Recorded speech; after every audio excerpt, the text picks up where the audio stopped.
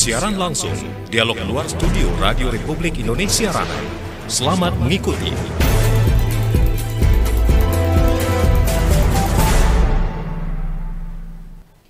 Assalamualaikum warahmatullahi wabarakatuh. Selamat pagi, apa kabar pendengar? Mudah-mudahan dalam kondisi yang sehat semuanya. Alhamdulillah pagi ini dari Pantai Teluk Selahang kami menyapa Anda dalam dialog interaktif bersama Kantor Imigrasi Kelas 2 TPI Ranai. Ya, saudara pendengar, pagi ini kita akan membahas tentang layanan paspor elektronik atau e-paspor. Apakah Anda sudah mendengar atau mungkin sering mendengar, tapi belum begitu paham apa sebenarnya e-paspor itu ya. Baik, sudah hadir dua narasumber dari Kantor Imigrasi Kelas 2 TPI Ranai. Langsung saja saya sapa, ada Bang Teddy Wibisono selaku Kasih Lalin Talkim Kantor Imigrasi Kelas 2 TPI Ranai. Assalamualaikum, selamat pagi Bang Teddy. Waalaikumsalam warahmatullahi wabarakatuh. Selamat pagi Mbak. Iya, sehat Bang Teddy pagi ini ya? Alhamdulillah. Dan juga didampingi Bang Tito Teguh Raharjo selaku Kasih Tikim atau Teknologi Informasi dan Komunikasi Keimigrasian Kantor Imigrasi Kelas 2 TPI Ranai. Selamat pagi. Assalamualaikum Bang Tito. Selamat pagi Mbak. Assalamualaikum. Iya, senang sekali bisa berjumpa dengan dua narasumber dari Kantor Imigrasi Kelas 2 TPI Ranai, dan kita akan membahas tentang layanan paspor elektronik ya. Tapi saya juga mau menyapa audiens yang sudah hadir di sini. Pendengar, ada Pak Hamid Hasnan, Camat Bunguran Timur. Selamat pagi Pak Hamid, terima kasih sudah hadir. Ada dari kantor Disduk Capil Natuna nih, Pak Sirojudin ya, selaku Kabid Pengelolaan Informasi, Administrasi Kependudukan dan Pemanfaatan Data.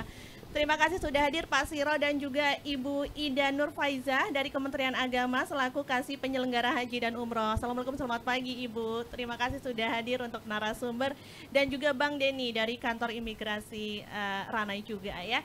Baik, saudara pendengar, mungkin kalau berbicara tentang yang elektronik ya, saat ini udah nggak asing lagi, apalagi di era digital ini ya. KTP saja sudah lama elektronik. Nah, saat ini sudah ada terobosan baru, paspor sebagai kartu identitas juga, atau data identitas juga bisa elektronik ya. Saya ke Bang Teddy dulu, ini mungkin bisa dijelaskan lebih rinci begitu sebenarnya apa paspor elektronik atau e-paspor ini Bang? Ya, izin saya ingin menjelaskan terkait e-paspor ini yang telah diterbitkan oleh Direktorat Jenderal Imigrasi, yang merupakan suatu bentuk terobosan negara kita agar sama dengan negara-negara maju lainnya. Makanya diterbitkanlah e-paspor, Mbak. E-paspor ini merupakan bentuk paspor, bukan hanya lembaran buku saja, tapi dilengkapi dengan chip. Chipnya tersebut dilengkapi data biometrik. Biometrik itu merupakan sidik jari, foto, pemegangnya. Jadi selain data diri dan hanya foto, itu pun dilengkapi dengan chip. Chip itu berfungsi ya dilengkapi dengan sidik jari dan foto pemegangnya, dan tidak mudah untuk dipalsukan, Mbak. Dan sangat mudah untuk digunakan berpergian ke luar negeri. Karena dengan alat scan yang ada saat ini, itu pun mampu untuk men-scan dengan lebih cepat, dan kita tidak perlu mengantri di antrian yang lama di booth-booth layanan imigrasi, di tempat pemeriksaan imigrasi, baik di negara kita maupun di luar, Mbak. Jadi ini untuk proses perekamannya mirip-mirip kalau kita mau melakukan perekaman KTP elektronik gitu ya Bang? Ya, kurang lebih sama seperti pengajuan pada paspor sebelumnya, yang paspor biasa. Sebetulnya sama, hanya saja produknya yang berbeda. Kalau yang sebelumnya itu hanya memuat data diri pemohonnya dan hanya foto saja, nah yang sekarang ini dilengkapi dengan chip yang berisi dengan sidik jari dan foto pemegangnya. Baik, saya ke Bang Tito ini dari Kasih Tikim ya. Ini kalau nggak salah kan mulainya udah dari September ya, tahun betul. lalu ya, Bang betul. ya. Ya. Nah, ini kalau di kantor imigrasi sendiri sudah semuanya seluruh Indonesia bisa melayani atau di mana saja? Sampai saat ini hanya beberapa kantor imigrasi yang baru dapat melayani, dan kita memang kedapatan oleh Direktorat Jenderal Imigrasi di bulan September. Dan kemungkinan di tahun depan juga seluruh kantor imigrasi di Indonesia maupun di luar negeri pun bisa memohon dengan e-paspor. Itu saja, Mbak. Iya, jadi kalau untuk di Indonesia sendiri, pada umumnya ini sebenarnya dimulainya kapan sih, Bang? September 2023 kemarin. Oh, berarti itu seluruh Jadi Indonesia sudah mulai kami ya? yang kloter pertama dapat terobosannya untuk dapat mengajukan permohonan e-paspor. Gitu. Iya, tadi kan Bang Teddy juga sudah menjelaskan keunggulannya salah satunya itu kan pakai chips ya, yang tidak mudah Iya. dipalsukan ya, Bang Iya, ya. betul. Nah, ini kelebihan-kelebihan lainnya apa sih, Bang, dibandingkan dengan yang paspor biasa? Bisa kami sampaikan bahwa untuk kelebihan e-paspor ini memang tadi sudah disampaikan dengan Bang Teddy bahwa memuat identitas yang pertama, yang kedua memang tidak bisa dipalsukan. Tidak bisa dipalsukan dalam arti memang agak susah dipalsukan karena situ memuat chipnya langsung. Jadi ada paspor, ada lembaran identitas, dan situ juga memverifikasi dengan chipnya. Itu mempermudahkan kita untuk berangkat ke luar negeri. Khususnya ada beberapa negara memang yang sudah menstandarkan standar internasional bahwa menggunakan e-paspor. Nah, kita secara bertahap agar masyarakat bisa mengenal e-paspor dan menggunakan e-paspor agar mempermudahkan masyarakat Indonesia untuk luar negeri dan mengajukan permohonan visa di luar negeri. Kan visa itu kan dia harus kita diajukan ke negara yang akan berkunjung. Nah, kalau negara berkunjung itu kita sudah menggunakan e-paspor, mereka akan lebih mudah untuk memberikan permohonan masyarakat Indonesia untuk visanya masuk ke negaranya. Dan juga negara Jepang. Kalau negara Jepang memang kita ada istilahnya kerjasama dengan menggunakan e-paspor.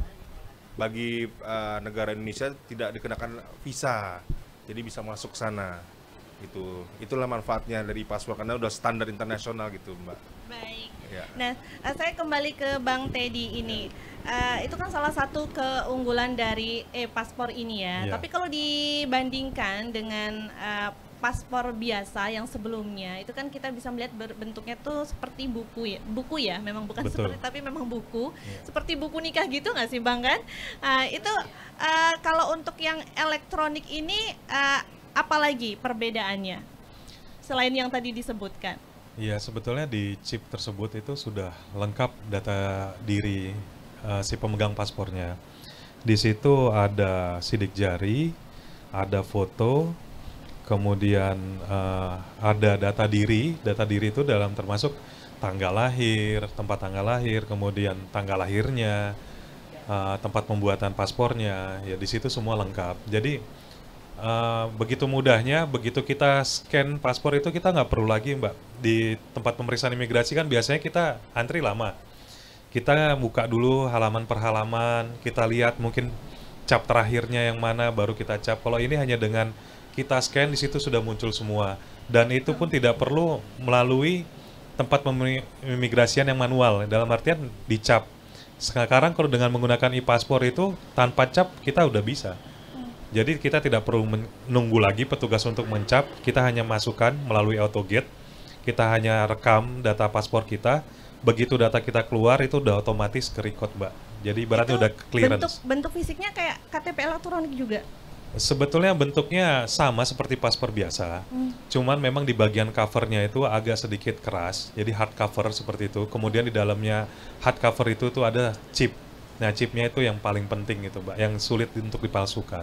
Oh gitu. Barangkali ada juga yang mungkin berpikiran membayangkan ya, karena kan kita di sini nggak bisa melihat ya bentuk fisiknya seperti apa ya, Bang. Iya betul, karena Mungkin kebetulan seperti juga kami nggak bawa KTP contohnya kirain juga ya. memang. Oh, berarti seperti paspor biasa, cuman covernya aja ini yang pakai hard cut Iya, begitu betul. ya. Nah, yang udah punya paspor biasa nih, Bang, mungkin pengen beralih ke paspor elektronik nih biar lebih gampang gitu ya kalau jalan-jalan ke luar negeri atau ada keperluan ke luar negeri, itu bisa nggak? Itu bisa banget, Mbak. Jadi gini, walaupun pemegang paspor biasa tersebut masa berlaku paspornya belum habis, kita pun seandainya ingin mengajukan e-paspor, bisa, sangat bisa. Dan itu memang kami sarankan juga untuk dapat mengganti, karena nanti memang lambat laun, kami bertahap nih, Mbak. Jadi kami dapat informasi dari pusat, seandainya memang ini berhasil, itu lambat laun nanti yang paspor biasa akan hilang. Nanti akhirnya lama-lama kita menuju ke e-paspor semua. Dan memang harganya agak sedikit mahal, cuman memang kita pun mau digitalisasi terkait paspor itu agar lebih berkembang lagi nanti ke depannya. Dan kita pun mau standar internasional tetap diterapkan di negara kita. Dan sama dengan negara-negara maju lainnya. Sebetulnya sangat beruntung Mbak kita di kantor imigrasi Ranai ini, karena tidak semua kantor imigrasi yang dapat menerbitkan e-paspor. Makanya ya saya menghimbau bagi warga masyarakat Natuna yang ingin membuat paspor, ya silakan datang ke kantor imigrasi kelas 2 TPI Ranai untuk dapat membuat e-paspor, karena itu sangat berguna dan bermanfaat sekali untuk kita. Gitu, Mbak. Iya. Dari Bang Tito ini, Bang Tito ini kan udah beberapa bulan ya, dari September ya, September, Oktober, November, Desember, Januari, Februari. Ini sudah banyak nggak sih masyarakat yang bikin paspor ini? Ya, dari Bang Tito, mic-nya Bang. Mungkin izin untuk hal itu karena memang tusi saya. Ya saya mungkin izin menjawab. Ya. Alhamdulillah sejauh ini kita sudah menerbitkan kurang lebih hampir 60 atau 70 paspor sejak diterbitkan bulan September tahun 2023. Jadi antusias masyarakat sangat besar, terutama bagi anak muda yang melek teknologi, Mbak. Oh, iya. Biasanya mereka dapat info itu dari medsos, kadang jarang yang sekarang itu nanya ke kantor imigrasi secara langsung. Jadi mereka hanya memantau via medsos atau via medsos ya seperti Instagram, TikTok, karena kan di Ditjen Imigrasi sendiri kami memang sangat aktif ya. Jadi mereka dapat informasi seperti itu. Apalagi mereka ini sering berpergian ya, traveling ke luar negeri seperti ke Jepang ya. Mereka pikir dengan tanpa mengajukan visa dengan e-paspor aja bisa untuk gratis masuk, kenapa enggak kan gitu. Iya, baik Bang Tito, ini kalau untuk sosialisasi ke masyarakat atau menginformasikan ke masyarakat, ini yang sudah dilakukan apa saja dari kantor imigrasi? Baik Mbak, kami mencoba menjawab. Untuk kita mensosialisasikan ke masyarakat berupa di medsos sih Mbak, kami memberitahukan di medsos dan juga saat ini kami melakukan sosialisasi juga, menginfokan juga kepada masyarakat, menghimbau juga untuk menggunakan e-paspor. Nah, kita menjelaskan di sini kita menjelaskan kegunaan e-paspor apa, manfaatnya apa, keunggulannya apa, gitu. Ya seperti itu Mbak, dari sini baru sekarang ini kita. Iya, baik. Ini sebenarnya siapa aja sih yang bisa mengajukan paspor ini, semua masyarakat atau ada ketentuannya? Untuk ketentuannya seluruh masyarakat Indonesia bisa mengajukan permohonan e-paspor dan permohonan diajukannya ke kantor imigrasi Mbak dengan persyaratan-persyaratan. Nanti setelah itu dengan wawancara hasil semuanya, tahapan-tahapannya untuk mendapatkan paspor, bila memang bisa mendapatkan paspor, kita berikan paspor. Gitu Mbak. Memang hak untuk warga negara Indonesia untuk mendapatkan paspor Mbak. Berarti tidak ada pengecualian, Ya. Misalnya dia, Bang Teddy mau nambahin? Ya, saya menambahkan.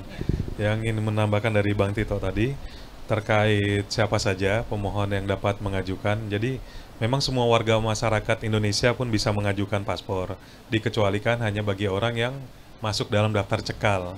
Daftar cekal ini maksudnya adalah daftar cekal yang masuk kategori yang dicegah dan tangkal oleh pemerintah Republik Indonesia.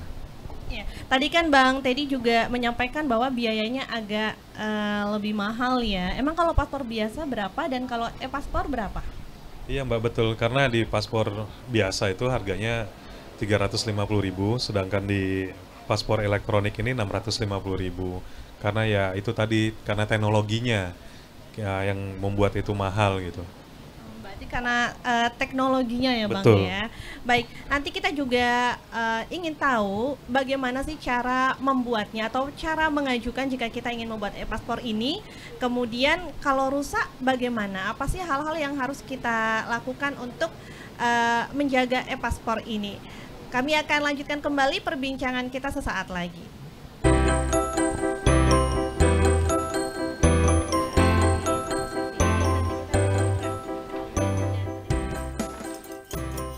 Sayang, kok sayurnya nggak dimakan sih? mau makan sayur ah.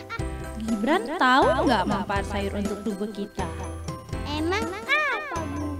Sayur sangat bergizi untuk tubuh kita. Selain makan sayur, kita juga harus makan buah. Karena sayur dan buah dapat membuat tubuh sehat dan melindungi kita dari berbagai macam penyakit. Jadi, kalau makan buah sayur tak ada sakit, Bu. Iya sayang. Sayur dan buah bisa buat Gibran tinggi loh. Katanya mau jadi polisi. Yalah, Bu. Gibran mau makan sayur. Setelah ini, kita makan buah ya, Bu. Sadarilah sedari dini manfaat mengkonsumsi sayur dan buah untuk anak menuju keluarga sehat dan cerdas.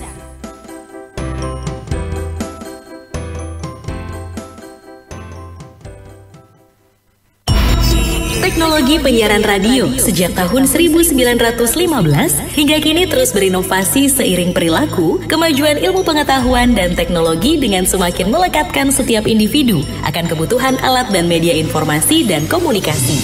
Di akhir tahun 2013, RRI telah memulai proses transformasi menuju digitalisasi yang cepat, inovatif, dan berkelanjutan untuk memenuhi kebutuhan publik. Dengan slogan RRI di ujung jari, menghantarkan aplikasi RRI Play sebagai aplikasi yang memudahkan publik menikmati siaran RRI kapanpun dan dimanapun, audio atau video. RRI tidak pernah diam untuk para listeners, viewers, readers, dan player. Kini ada the new RRI Playgo, sebuah aplikasi super platform dengan big data dan analitik, blockchain teknologi, cloud computing, dan Internet of Things, programmatic ads, artificial intelligence. New RRI Playgo, semua ada dalam satu aplikasi, menggabungkan teknologi media penyiaran dan media online dalam sajian audiovisual, live atau recording, siniar atau podcast, update berita, informasi, berbagai karya jurnalistik dari seluruh Indonesia. Di sini, semua bisa berinteraksi real time serta saling memberikan komentar dengan penyiar dan sesama pengguna aplikasi. Berpartisipasi konten juga memanjakan dengan berbagai koleksi lagu dari Indonesia, mancanegara, sampai tradisional tanah air. New RRI Playgo, smart and friendly.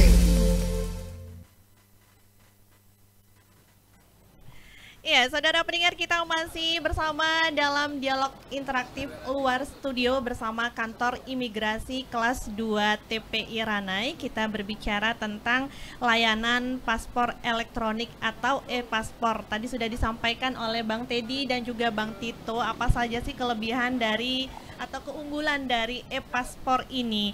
Nah, buat kita yang mau bikin e-paspor, mungkin dalam waktu dekat mau jalan-jalan ke luar negeri, atau mungkin ada kepentingan ke luar negeri, atau mungkin yang ingin beribadah umroh dan juga haji begitu ya, seperti apa cara membuatnya atau alurnya untuk mengajukan membuat e-paspor ini. Nah, mungkin Bang Teddy bisa menyampaikan ini lebih jelas seperti apa sih Bang kalau kita mau bikin e-paspor ini.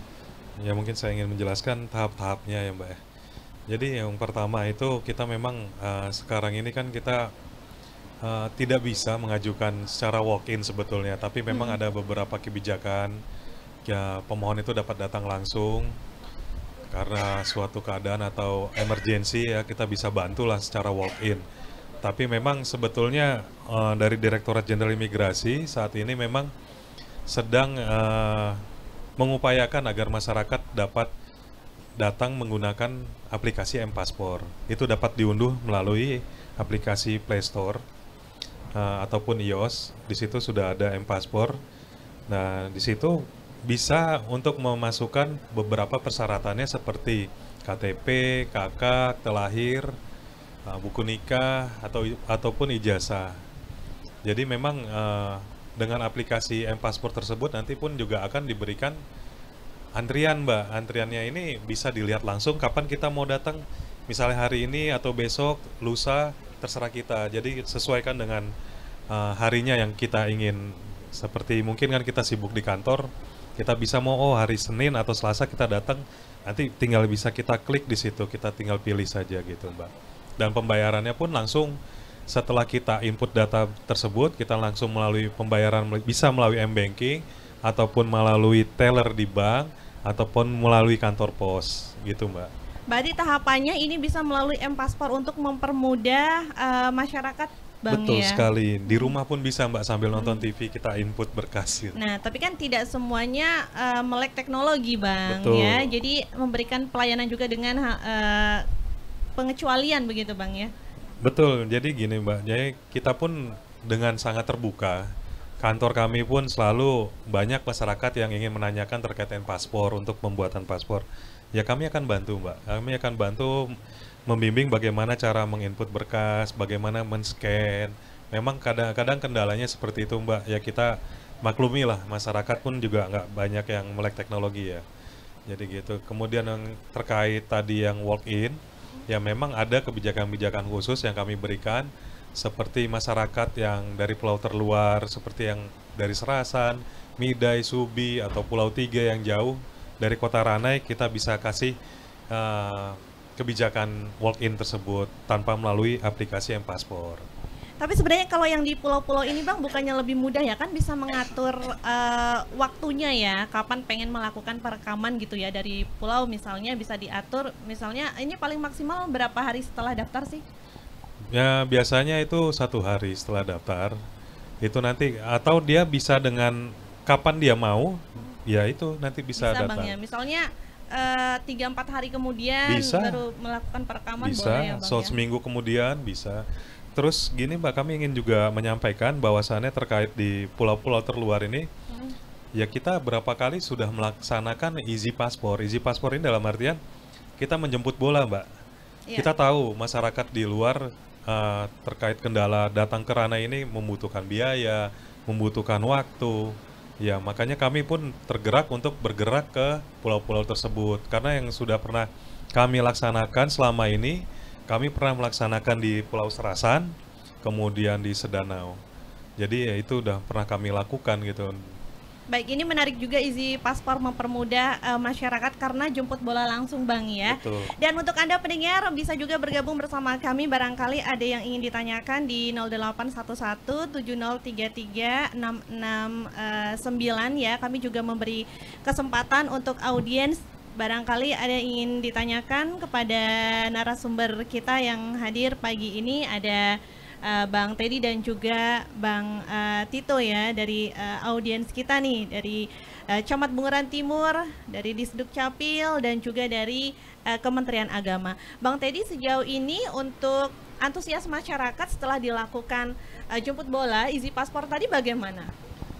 Ya Mbak, mungkin yang terbaru nih, kami telah melaksanakan easy paspor di awal tahun, di bulan Januari di Pulau Serasan. Alhamdulillah antusias masyarakat sangat besar. Kenapa kami juga sering melaksanakan seperti di Serasan ataupun Sedanau dan berulang kali gitu Mbak, karena memang antusiasnya sangat banyak gitu masyarakat yang ingin membuat, cuman memang selama ini mereka pun mengeluh terkait kendala waktu, kendala biaya, kemudian akomodasi transportasi, karena kan nggak setiap saat bisa datang Mbak, seperti kapal Bukit Raya kan mungkin per 2 minggu, dan itu pun mungkin makan waktu dan biaya kan. Ya kayak kemarin kami melaksanakan, alhamdulillah mendapatkan 50 lah kurang lebih di sana. Bahkan itu pun masih ada masyarakat yang ingin, cuman memang kapalnya sudah tidak bisa lagi, kami harus menunggu lama lagi, akhirnya kami sudah selesai gitu loh Mbak. Baik, sepertinya dari Pak Camat nih ada yang ingin ditanyakan. Pak Hamid silahkan. Baik, terima kasih. Ada Pak Kasih, ada Pak Teddy, ada Mas Tito ya.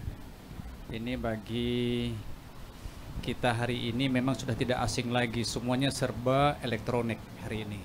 Termasuklah hari ini mungkin yang agak terkini ini mungkin paspor nih. Di zaman saya dulu pengurus paspor kan manual. Ya. Kita bertemu langsung dengan petugas-petugas yang ada di imigrasi itu. Ya. Tapi harapannya kalau yang paspor ini kan kita kan tidak lagi bertemu muka dengan petugas ya. Jadi kita bisa lewat apanya. Mungkin M-Paspor aplikasinya nih mungkin kadang-kadang kalau warga kita Bunguran Timur ya yang ya memang hari ini beraneka ragam apanya. Mereka punya sarprasnya. Ya dalam ini mungkin harus punya HP Android ya. Jadi bagi yang punya HP Android tetapi tidak mampu mengoperasikannya ya susah juga, yang tidak punya apalagi. Jadi untuk memudahkan ini seperti apa? Mereka punya HP Android misalnya, tetapi mereka agak kesulitan mengoperasikannya. Untuk memasukkan aplikasi itu seperti apa? Apakah masih boleh warga kami ini berkomunikasi langsung dengan petugas imigrasi yang membidangi itu, atau memang tidak boleh sama sekali? Memang harus mereka belajar sendiri untuk memasukkan ini. Untuk sementara itu dulu. Makasih. Baik, terima kasih Pak Camat. Bang Teddy atau Bang Tito yang ingin menanggapi? Bang Teddy, silakan Bang. Ya, jadi gini Pak, tadi saya sudah sampaikan juga terkait e-paspor ini dan aplikasi M-Paspor. Ya memang itu dimudahkan bagi masyarakat dan tidak memakan waktu lagi untuk datang. Bukan berarti tidak tatap muka lagi Pak untuk pengambilan rekam foto maupun sidik jari, tetap datang. Cuman memang harinya mungkin disingkatkan. Mungkin biasanya kita datang itu kita ngisi berkas dulu, kita fotokopi dulu, scan, nanti kita ketemu petugas, kita masukkan berkas. Ini tidak perlu lagi Pak. Jadi nanti begitu Bapak masukkan M-Paspor, itu nanti Bapak tinggal langsung foto dan sidik jari. Tidak perlu lagi Bapak isi berkas di tempat, tidak perlu lagi Bapak memberikan berkas permohonan ke petugas, seperti itu Pak. Jadi terkait tadi, yang pertama tadi, yang kedua, bagaimana seandainya masyarakat tidak dapat menginput berkas tersebut, bagaimana caranya? Sebetulnya kalau memang kita melek teknologi, apalagi mungkin orang tua punya anak yang bisa, yang muda-muda ini bisa ngelihat medsos atau bisa ngelihat YouTube, mereka bisa melihat tutorialnya seperti apa Pak. Itu yang kedua, yang pertama. Yang kedua, tadi saya sudah sampaikan juga bahwasannya kantor imigrasi sangat terbuka Pak. Sangat terbuka bagi masyarakat Natuna ini untuk datang, untuk bertanya bagaimana cara untuk mengajukan paspor, bagaimana cara menggunakan aplikasi M-Paspor juga. Kami bisa bimbing Pak, kita bisa bantu gitu Pak. Terima kasih. Baik. Baik. Untuk pembayarannya seperti apa? Dapat paspor dulu, bayar, atau bayar dulu baru diproses paspornya? Nah, ini yang membedakan Pak di aplikasi M-Paspor ini. Sebelumnya untuk paspor biasa itu kan sebelum ada aplikasi M-Paspor, kita memang setelah pemasukan berkas dan foto sidik jari baru kita membayar. Kita membayar nanti pun di bank ataupun kantor pos ataupun M-Banking via handphone pun bisa. Nah, untuk aplikasi M-Paspor ini sendiri, begitu kita input berkas, itu langsung kita lakukan pembayaran Pak. Itu langsung melakukan pembayaran, nanti keluar kode billing pada aplikasi tersebut, kita langsung bayar. Jadi nanti Bapak datang ke kantor hanya tinggal foto sidik jari dan selesai. Berarti kita bayar dulu ya? Betul, bayar di depan. Bagaimana setelah dia bayar, tahu-tahu dia mungkin, biasa masyarakat kan, anda jadi dah. Nah, memang kendalanya begitu Pak, seperti ini ya. Aplikasi ini memang sangat memudahkan dan pemerintah pun ingin mendapatkan pemasukan yang banyak dari masyarakat, dari kita terkait pajak, pendapatan bukan pajak. Ya. Jadi memang seandainya kalau kita tidak bisa mendapatkan paspor, apakah itu akan kembali gitu Pak ya? Ya, ataupun kita akan tidak jadi buat, apakah akan kembali gitu kan? Ya mungkin yang akan saya sampaikan, itu tidak akan kembali Pak. Tidak akan kembali ya? Karena kalau dana sudah masuk itu tidak bisa ditarik kembali gitu. Oh begitu. Ya oke, mungkin begitu. Mungkin Ibu. Baik, dari Kementerian Agama ini, dari Ibu Ida ingin bertanya juga nih Pak Bang Teddy dan juga Bang Tito. Silakan Bu Ida. Terima kasih. Assalamualaikum warahmatullahi wabarakatuh. Waalaikumsalam. Ini langsung aja nih, nggak tahu mungkin untuk Mas Teddy, bisa juga untuk Mas Tito ya. Yang pertama tadi saya tertarik dengan masalah izin paspor yang artinya dari imigrasi turun ke lapangan langsung ke masyarakat. Tapi tadi kayaknya baru sampai Sedano dan Serasan ya, Pulau Laut belum. Padahal Pulau Laut ini perlu juga tuh Pak, yang terjauh itu juga. Nah itu apakah ketika melaksanakan sosialisasi seperti itu, terus masyarakat harus ingin ikut mendaftar itu langsung didaftarkan melalui M-Paspornya atau daftar manual itu caranya itu ketika dari petugas imigrasi turun ke lapangan. Itu yang pertama. Belum Mas, masih banyak nih Mas. Terus yang kedua untuk jamaah calon haji. Ini jamaah calon haji ini kan wajib itu ya karena mau ke luar negeri. Jadi apakah e-paspor ini nanti untuk paspor yang biasa itu lama-lama akan hilang, tidak berlaku, dan itu kapan kira-kira? Atau untuk tahun depan?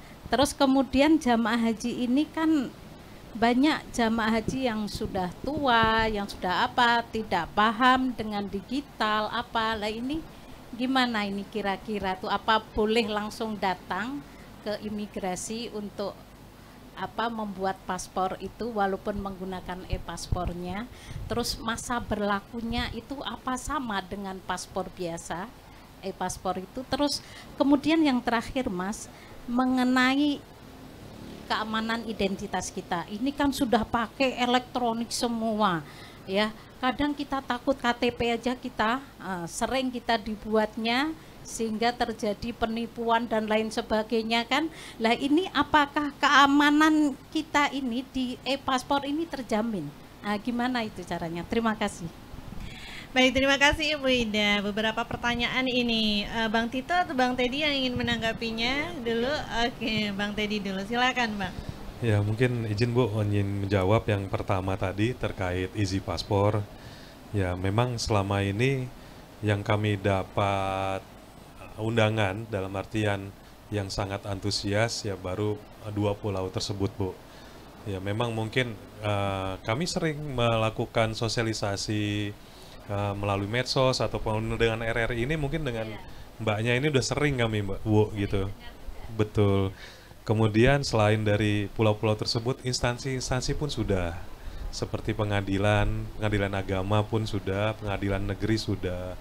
Jadi memang tidak capek-capeknya kami selalu mensosialisasikan dan kami senang dan sangat terbuka lah. Itu kemudian terkait yang kedua tadi apa Bu izin? Untuk Yang untuk umroh tadi memang sejauh ini selama saya di sini alhamdulillah Bu dengan Kemenak untuk koordinasi dan kerjasamanya sangat baik. Sementara ini kami berkoordinasi dengan Pak Nasoha. Jadi memang beliau itu sangat aktif sekali, apalagi dengan saya untuk komunikasi terkait jamaah haji. Ya memang sejauh ini pun kami sangat membantu jamaah-jamaah haji yang ingin pergi untuk melaksanakan ibadah. Memang kendalanya banyak yang faktor usia. Itu memang ada kebijakan-kebijakan dari kami lah. Kami sangat membantu ya beliau-beliau tersebut gitu Bu. Masa berlakunya. Iya. Baik, saya tambahkan mungkin sedikit Bu tentang pertanyaan Ibu yang nomor 2 tentang jamaah haji terkait tentang paspor elektronik. Memang secara bertahap kita akan mulai untuk masyarakat itu mengenal e-paspor, dan secara bertahap juga kita mengganti paspor yang lama dengan paspor elektronik. Itu mungkin tahapannya kita nggak tahu Bu, jangka waktunya bisa jadi 5 tahun, bisa jadi 10 tahun, mungkin secara bertahap pelan-pelan Bu. Pelan-pelan nanti kemungkinan juga nanti jamaah haji juga menggunakan e-paspor. Karena itu memang udah standar dari internasionalnya Bu. Standar internasional juga memudahkan juga jamaah haji untuk mendapatkan visa di sana. Visa di Arab Saudi untuk visa hajinya Bu. Gitu. Mungkin dari negara-negara haji itu kan sudah menstandarkan untuk paspor itu menggunakan elektronik paspor. Untuk masa berlaku paspor itu sama Bu. Untuk jamaah haji sekarang masa berlakunya paspor itu 10 tahun gitu. Jadi seluruhnya memang secara bertahap, dan kita juga untuk terkait kita membantu jamaah haji, memang kita membantu Bu. Memang kita tidak menggunakan M-Paspor kalau jamaah haji. Mungkin mereka datang karena faktor usia juga, kita bantu mereka datang, kita isikan, kita apakan. Jadi beliau-beliau itu datang tinggal foto, sidik jari, sudah boleh pulang gitu, ya kan. Nah, terus terkait yang nomor 3 ini Bu tentang jaminan elektronik paspor, memang itu memang sudah dijamin Bu dari undang-undang internasional juga. bahwa untuk paspor itu dengan menggunakan e-paspor akan memudahkan identitas verifikasi negara yang akan dituju, memverifikasi identitas yang akan datang, masyarakat luar yang akan datang. Begitu juga sebaliknya, kita juga keluar ataupun ke dalam, karena mereka pun semua sudah menggunakan e-paspor, dan kita ini baru melakukan e-paspor ini tahun 2023 ini. Jadi kita secara bertahap untuk menggunakan e-paspor. Jadi kita memudahkan juga, menjamin juga masyarakat kita agar mudah masuk ke negara dan aman di sana dan tidak disalahgunakan, Bu. Jadi ada yang memang paspor-paspor itu disalahgunakan. Kalau kita paspor hilang, tiba-tiba hilang, identitasnya itu bisa dirubah-rubah, tapi dengan adanya e-paspor itu susah dirubah. Jadi orang itu tidak bisa lagi memakai paspor orang. Ya, jadi kita menjamin juga masyarakat kita di luar itu tidak ada paspornya itu diambil atau disalahgunakan oleh orang yang tidak berkepentingan. Baik itu aja, Bu. Kita menjamin negara ini menjamin, Bu, internasional. Baik, ada yang ingin ditambahkan?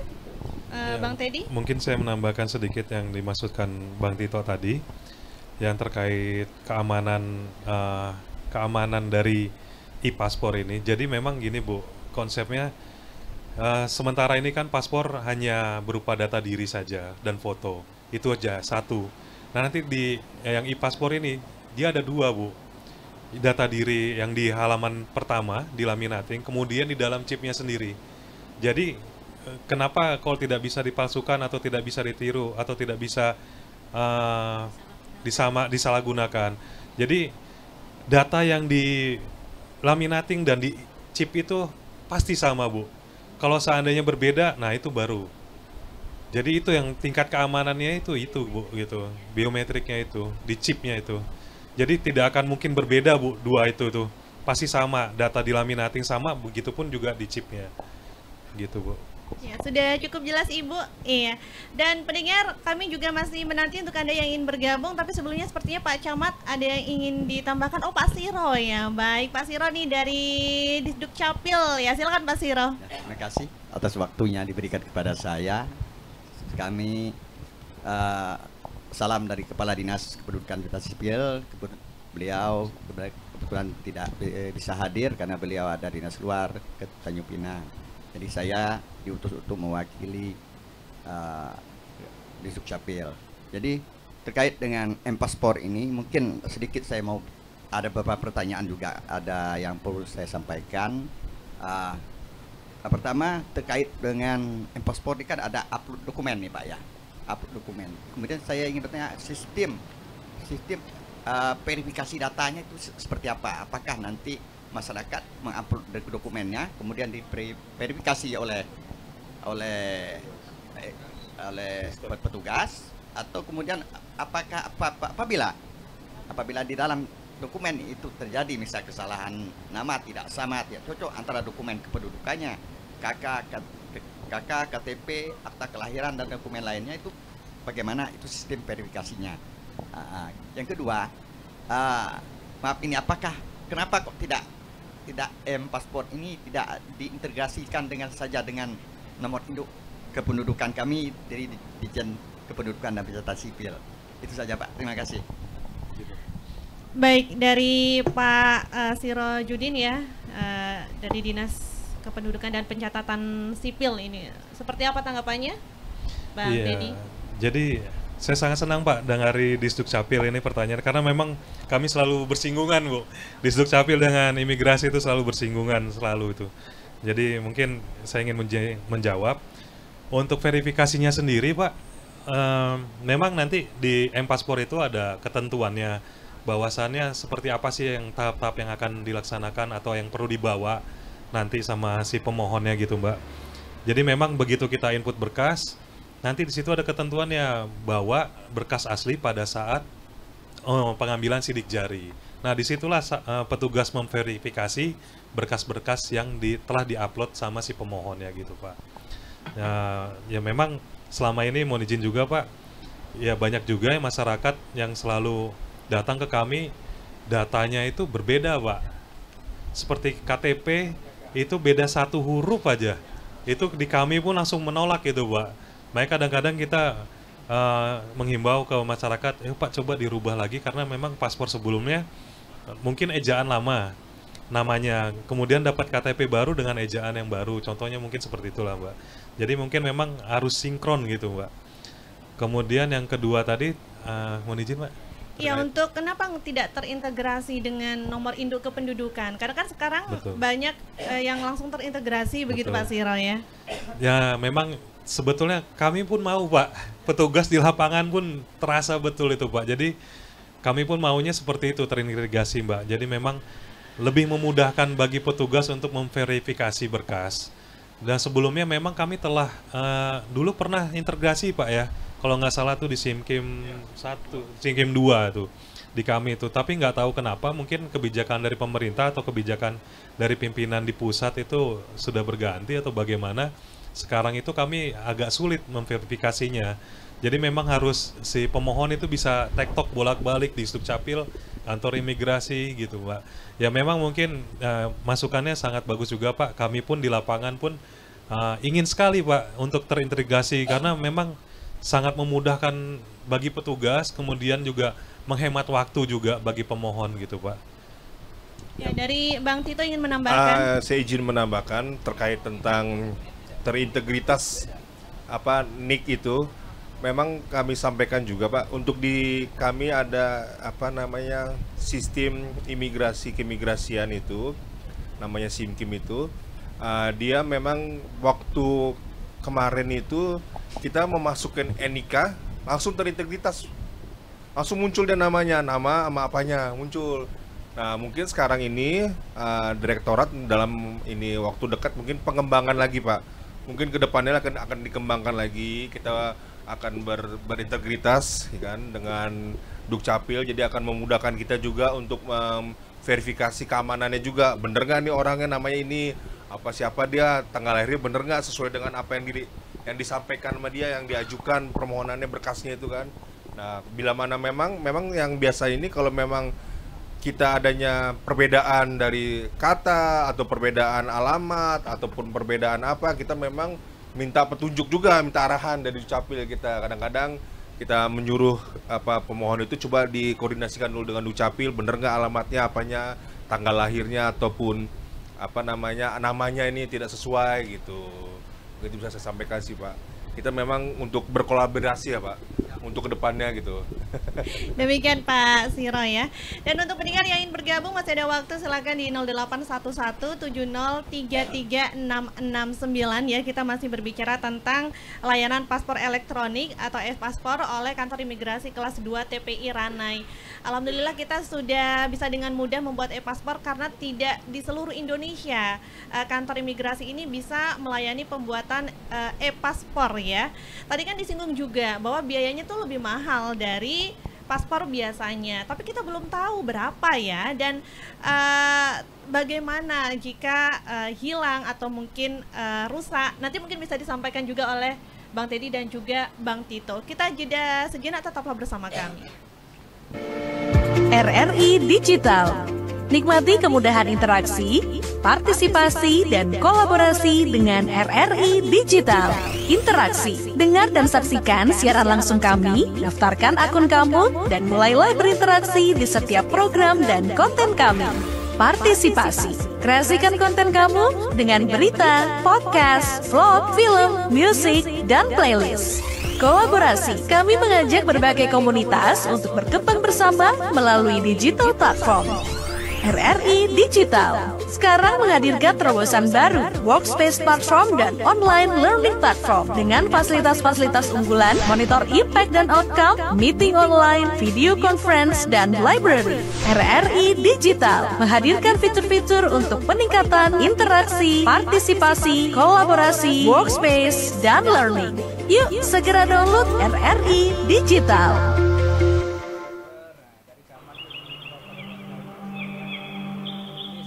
Indonesia, ribuan pulau, ribuan keindahan. Suku, bahasa, adat istiadat menjadikan satu keharmonisan.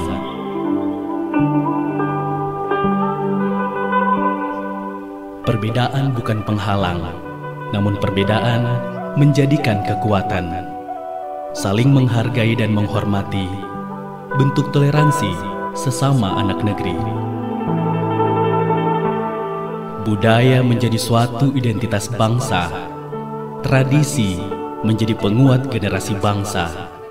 Adat istiadat, wujud cinta terhadap bangsa.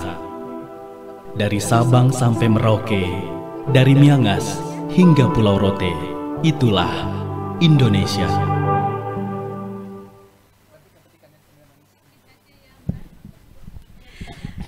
Baik, saudara pendengar, kita masih bersama dengan narasumber dari kantor imigrasi kelas 2 TPI Ranai berbicara tentang layanan paspor elektronik. Kita juga mau tahu sebenarnya berapa sih Bang Teddy biaya untuk membuat e-paspor ini?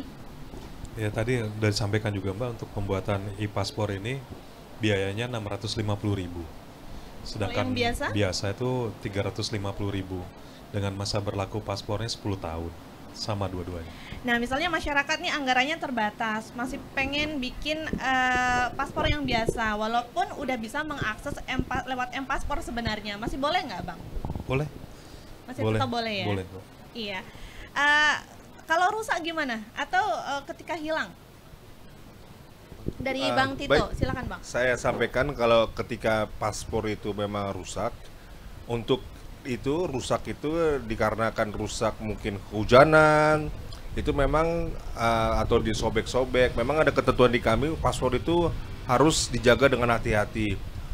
Bila memang rusak, itu disampaikan saja ke petugas bahwa ini rusak dan dia dikenakan denda sebanyak 500.000 ya. 500.000 ada biaya dendanya, karena biaya dendanya 500.000 dan juga dia harus membayarkan biaya paspornya. Jadi memang agak lebih, jadi lebih baik lagi kita himbau masyarakat ketika mereka mempunyai paspor agar dijaga dengan hati-hati paspor tersebut, dan untuk diperpanjang lagi tidak kena biaya rusak, jadi gitu Bu. Nah, untuk yang paspor hilang ini memang persyaratan untuk paspor hilang dia harus melampirkan itu surat kehilangan dari kepolisian. Surat kehilangan dari kepolisian, setelah dia melampirkan, dia sampaikan ke petugas imigrasi bahwa paspornya hilang dan akan ada prosesnya, proses bener nggak, kenapa sih dia hilangnya gara-gara apa, apakah itu hilang disengaja atau tidak disengaja. Nah, ketika memang sudah dalam proses itu berita acara pemeriksaan. Nah, ketika hasil dari BAP itu memang dia dinyatakan memang dia tidak sengaja paspor itu hilang, maka dia juga ketika untuk mendapatkan paspor baru dia harus kena denda juga. Untuk denda paspor hilang itu 1 juta dari PNBP, dan nanti ketika itu harus dibayarkan ke rekening negara. Jadi seluruh biaya denda yang sesuai dengan aturan yang ada di imigrasi itu dimasukkan ke PNBP negara. Kalau ngurus baru aja dari awal boleh nggak, Bang? Kalau untuk dia sudah memiliki paspor tapi dia mencoba untuk menggunakan paspor permohonan baru, itu biasanya langsung teridentifikasi dia telah memiliki paspor karena dia sudah sidik jari, sudah foto, jadi ada biometrik kami. Jadi nggak bisa Bang ya? Iya, nggak bisa. Nah, kalau masa berlakunya udah habis nih, mau perpanjang gitu kan, itu harus paspor maksudnya paspor atau masih boleh paspor biasa? Jadi sampai saat ini memang kita hanya menghimbau agar masyarakat ketika nanti memang paspornya sudah mau habis, di mana tuh mau habis itu sekitar 1 bulan, 2 bulan, 3 bulan, 6 bulan, karena di internasional itu untuk keluar negeri itu batas minimal itu adalah 6 bulan. Sama juga di kami juga, kalau memang dia masyarakat luar negeri memang masuk paspornya kurang dari 6 bulan, kami silakan untuk kembali lagi dan perpanjang paspornya baru datang. Sama pun dengan masyarakat kita, ketika mereka dia mau keluar negeri, paspornya 6 bulan, mereka harus diperpanjang. Nah, itulah batas minimalnya, dia harus diperpanjang. Nah, ketika dia memang diperpanjang, itu kita menghimbau untuk menggunakan e-paspor. Tapi bila mana memang belum bisa dapat menggunakan e-paspor, tidak masalah dengan paspor yang ada ini gitu. Baik, dari audiens kita ada yang ingin ditambahkan tadi Ibu Ida, silakan Bu Ida. Ya, terima kasih sedikit Mas. Ini saya baca mekanisme pembuatan paspor melalui M-Paspor. Itu yang poin 2 ini, bila data itu ketika membuat data itu salah, maka paspor Anda akan ditolak dan pembayaran tidak dapat dikembalikan. Nah, itu ketika salah bisa dirubah lagi enggak? Karena kan duitnya enggak bisa dibalikkan itu. Bisa enggak dirubah kan tentu masyarakat kecewa ini. Entah salah nulis kan Z jadi I tah apa kayak gitu. Terus kemudian ketika kita mengajukan M-Paspor, jadi pendaftaran melalui M-Paspor itu berarti kita tidak perlu lagi ke imigrasi gitu ya? Atau tetap harus ke sana? Kayak gitu. Maksudnya tadi kan di rumah pun enak bisa klik itu selesai kan kita pembayaran melalui M-Banking apa ya? Udah selesai atau kita harus tetap ke imigrasi? Mohon penjelasannya Mas biar jelas gitu. Jadi Baik. kami pun senang nerangkan ke masyarakat kan. Iya, Bang Teddy silakan. Ya Bu, nah terkait tadi itu apakah biaya itu bisa kembali lagi ke masyarakat apa tidak? Tadi kan sudah saya sampaikan juga apabila ada kesalahan ataupun dari pada saat kami wawancara kan itu kan kita mendalami Bu, tujuannya apa buat paspor itu? Ya kita kan ingin tahu juga niat dari si pemohon itu kan nggak sembarangan Bu, itu dokumen negara. Memang terlihat sepele selama ini kan masyarakat hanya oh ya udah saya punya uang saya bisa bikin paspor, nggak semudah itu juga Bu. Kami pun ada tahap-tahapnya, ada prosesnya juga, wawancaranya seperti apa. Kami mendalami lagi. Jadi pada saat ditolak oleh petugas, oh ini orang tidak bisa berangkat, ya itu hangus Bu. Dan memang kan tadi saya bilang juga memang pemerintah saat ini kayaknya lagi gencar-gencarnya untuk menarik PNBP Bu dari masyarakat. Memang pasti ini ada pro dan kontra bagi masyarakat gitu Bu. Udah pasti itu. Kalau salah penulisan data, kalau datanya salah bisa dirubah. Jadi kalau di M-Paspor itu tidak ada kita ngetik Bu, itu hanya kita mengupload saja. Seperti KTP, ijazah, KK hanya upload saja. Gitu. Jadi nanti pada saat pendalaman interview itulah nanti bisa menentukan si pemohon ini berhak memiliki paspor atau tidak gitu Bu. Baik, berarti ini untuk penulisan nama dan segala macamnya juga harus berhati-hati karena katanya kalau satu huruf aja ada yang salah, nah ini nggak bisa gitu Bang ya. Iya betul, jadi di berkasnya itu nanti apakah sesuai dengan kakaknya, apakah dengan ijazahnya, dengan akte lahirnya, begitu Mbak. Iya. Nah, yang untuk tadi itu Bu, apakah perlu atau tidak perlu ke kantor imigrasi lagi? Tadi juga sudah saya sampaikan, setelah kita mengupload berkas, kita menentukan hari dan tanggalnya, kapan kita mau ke kantor. Itu tetap ke kantor Bu, karena butuh perekaman sidik jari, butuh juga foto, butuh juga wawancara nanti Bu. Cuman kita memangkas waktu kita pada saat kita datang ke kantor untuk menyerahkan berkas. Memang di ranah ini kita tidak terlalu terasa Bu. Terasanya memang di kota-kota besar. Itu bisa antriannya bisa berbulan-bulan Bu. Sebulan, 2 bulan, bisa 4 bulan. Memang di ranah inilah yang paling sangat mudah dan nyaman gitu Bu. Baik, saya ke Pak Camat, barangkali ada himbauan untuk masyarakat Pak, sedikit saja karena waktu juga terbatas. Ya baik, terima kasih. Jadi terkait dengan penerbitan e-paspor ini memang saya sangat berharap ya kepada warga Kecamatan Buran Timur khususnya supaya dalam penulisan identitas itu harus berhati-hati. Harus satu nama. Ya kalau memang di KTP-nya itu M. Ridwan, ya untuk data yang lain pun harus M. Ridwan. Terkadang kita terlalu mudah untuk merubah-rubah nama kita. Benturannya kita nanti ketika kita ngurus paspor ini susah. Ya, saya pernah pengalaman hal seperti ini di tahun 2000-an kalau saya nggak salah, waktu mau dibawa oleh Kemendikbud ke negara Cina. Jadi nama ini beda antara nama di ijazah saya, di KTP, terus di nama di KK ini beda. Jadi mau tidak mau harus ke pengadilan negeri, tetapkan di sana mau pakai yang mana begitu. Ambil satu. Saya sudah melaksanakan itu, mengalami hal seperti itu. Jadi untuk warga ya berhati-hatilah dalam penulisan. Akta kenal lahir itu yang pertama, itu yang kita pegang betul-betul. Ketika aktanya tulisan seperti itu, untuk data yang lain seperti itulah semuanya begitu. Jadi mungkin terima kasih. Assalamualaikum warahmatullahi wabarakatuh. Assalamualaikum warahmatullahi wabarakatuh. Dari Bang Teddy atau mungkin Bang Tito yang ingin mewakili, singkat saja dari kantor imigrasi, Bang, himbauannya untuk masyarakat kita, silakan. Ya, kami dari kantor imigrasi kelas 2 TPI Ranai, kami menghimbau kepada masyarakat untuk dapat membuat paspor di kantor imigrasi kelas 2 TPI Ranai, dan saat ini kita pun patut berbangga karena kantor imigrasi kelas 2 TPI Ranai ini merupakan salah satu kantor imigrasi yang dapat melaksanakan atau mengeluarkan e-paspor, dan memang tidak semua kantor imigrasi dapat mengeluarkan e-paspor tersebut.